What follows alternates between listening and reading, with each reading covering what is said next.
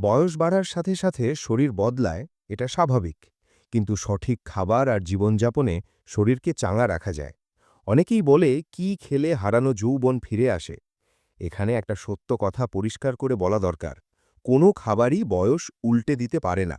তবে বিজ্ঞান বলছে সঠিক খাবার হরমোনের ভারসাম্য ঠিক রাখতে সাহায্য করে, শক্তি বাড়ায় আর জীবনের আগ্রহ ধরে রাখে। ১৮ থেকে ২৫ বছর বয়সে শরীর স্বাভাবিকভাবেই শক্তিশালী থাকে। এই সময় ডিম, মাছ, দুধ, শাকসবজি আর পর্যাপ্ত ঘুম খুব গুরুত্বপূর্ণ। সমস্যা হলে বেশিরভাগ সময় কারণ হয় অনিয়মিত ঘুম আর অতিরিক্ত মোবাইল ব্যবহার। ২৬ থেকে ৩৫ বছরে হরমোনে চাপ শুরু হয়। এই সময় প্রোটিন সমৃদ্ধ খাবার, বাদাম, তিল, শাকসবজি আর নিয়মিত সূর্যের আলো শরীর ভালো রাখতে সাহায্য করে। লাইফস্টাইল ঠিক থাকলে দুর্বলতা অনেকটাই এড়ানো যায়।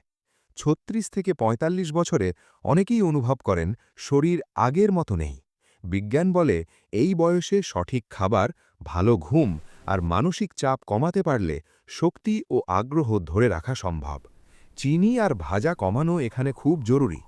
৪৬-এর পর বয়স উল্টে যাওয়া সম্ভব নয়, কিন্তু সুস্থ ও সক্রিয় থাকা সম্ভব।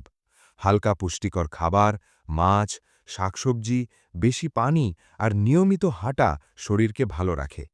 মনে রাখবেন, শরীর হঠাৎ করে খারাপ হয় না। শরীর আগে সংকেত দেয়। দীর্ঘদিন দুর্বলতা, আগ্রহ কমে যাওয়া বা অস্বস্তি থাকলে শুধু খাবারের ওপর ভরসা না করে ডাক্তারের পরামর্শ নিন। নিজের যত্ন নিন, সুস্থ থাকুন।